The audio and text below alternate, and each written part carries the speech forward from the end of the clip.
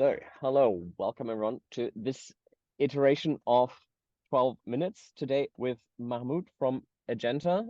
I'm Alan, partner with Antler, and I do this session about once a month. Usually we try to do this on the first Wednesday of each month. This month delayed by a week due to public holidays and 1st of May festivities.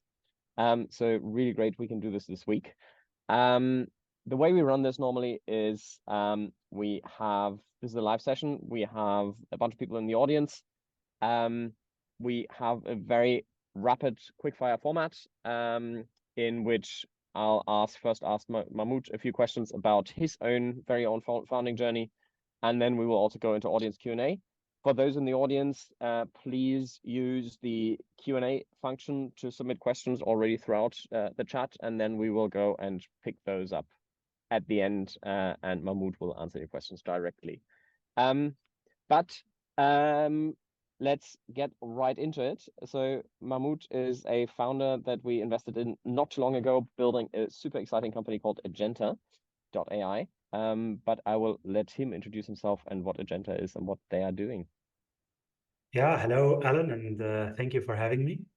About myself, so actually my background is not in startup originally. I was in academia, so I did a PhD in machine learning, worked many years, a bit in university, but then I decided to go to the startup world. So I joined a generative AI startup as a founding ML engineer and first hire, and later basically founded Agenta together with Akram. What Agenta is, well, business model is a B2B SaaS.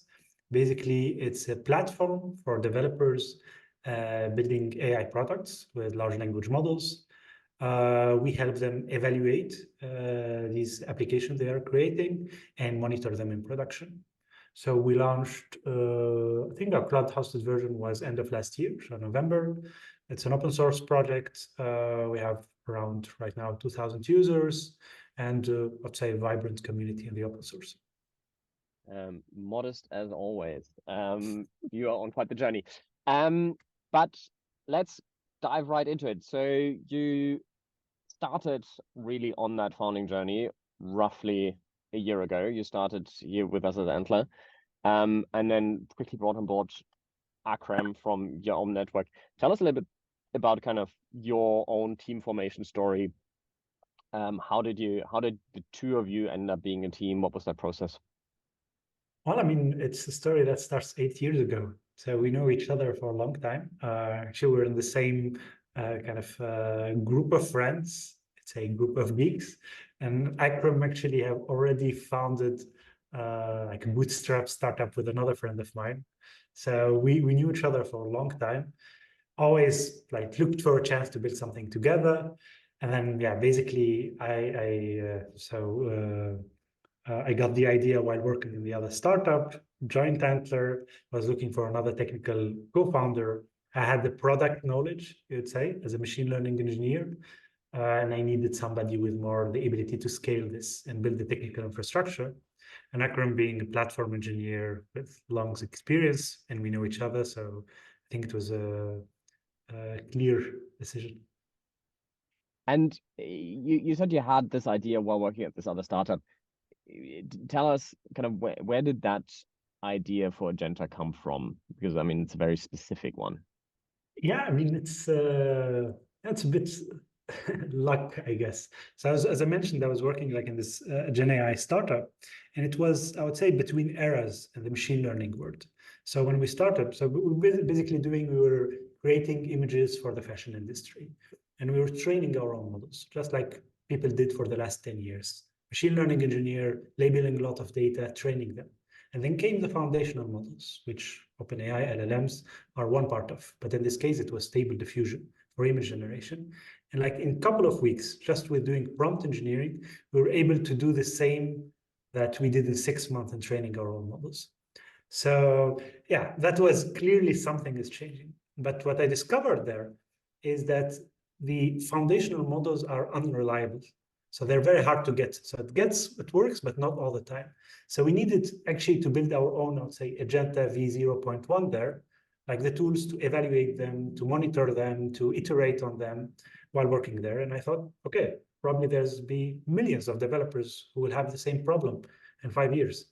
So better be the one to build it. And that you are. Kind of you've been on quite the roller coaster journey. It's been pretty much 12 months since you kind of started, quit your job, decided, okay, now I'm going all in. I'm pursuing this idea and doing it for real. And then a few months later, Akram came on board less than 12 months ago. A lot has happened. What's kind of the proudest moment in that journey so far? Is there like a special one? Yeah, I mean, I'd say the coolest moment is, so basically what we do is usually we have like a book a demo call in our platform. So people, when they try the platform, try the website, they would book a demo basically so that we go into commercializing it.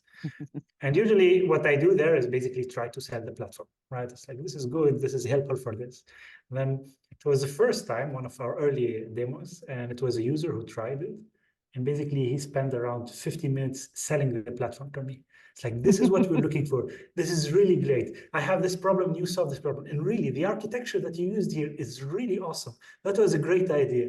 And you feel there, you provide some value. There was someone who you made his week, his, I don't know, but who had a problem and you provided value in the world. And I don't know, I think that's nice. I think it's even better than having money or so. It's really providing value in the world. So yeah. Yeah.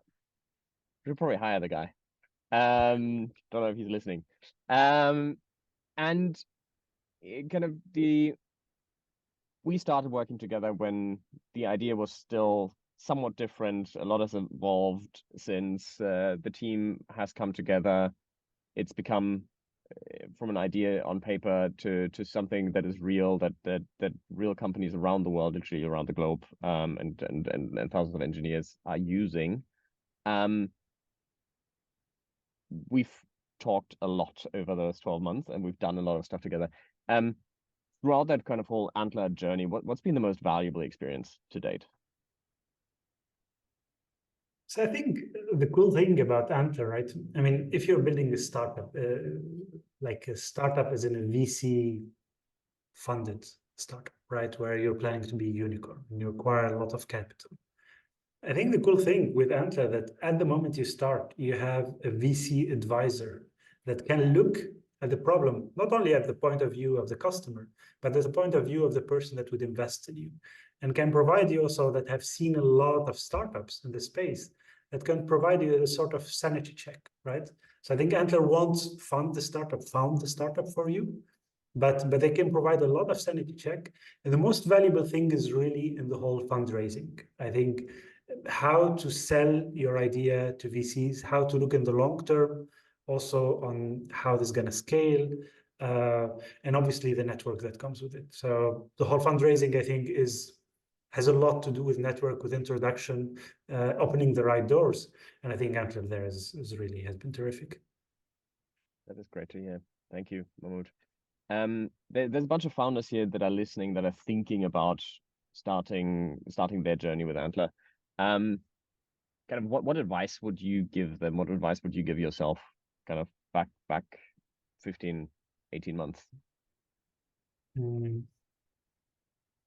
So it would be different advice, right? Because actually, I like 3 years ago, I joined some other program, similar program, and I saw like the same mistakes happening by other people. So I'd say if I'm gonna give others advice, because I got it, I saw it before, is that choose a problem that you're an expert with, where you have an advantage. So I think a lot of people joining Antler maybe look for a problem they like. So I don't know, B2C problem, let's say if you're young, a dating application, but that are not VC fundable. Actually, it's better to look for something where you have a really advantage, you have a really experience and expertise. As for me, I think it's this advice we tried following is be fast. I think that's the best advice, most important advice for a founder. Yes. Yes. Yeah. You're always at death's door, and you need to keep running to escape it. and just build escape velocity. Totally right. Thanks for that. So with that, we have a couple of minutes left. Let's dive into audience Q&A. First question here is around kind of current funding environment. So you obviously started in a very special environment. On the one hand, everything being down. On the other hand, kind of a hype around AI emerging that you're somewhat in on. What's your reflection on kind of founding a company in the current environment? I mean, I didn't try it in different environments, so I can't say, but I can say, actually, I saw another startup being founded in the opposite environment. I think it's a perfect environment to found a startup. Of course, it's harder to fundraise, obviously, but there are two things that are going in the direction. One is there's much more talent available because of this whole economical issues. So you have better chances to hire good talent in at least a relatively good cost. And the second one, I think we are I mean, it's almost as founding a startup in the year 2000 with the start of the internet, or 2015 with the cloud, or with the mobile, right?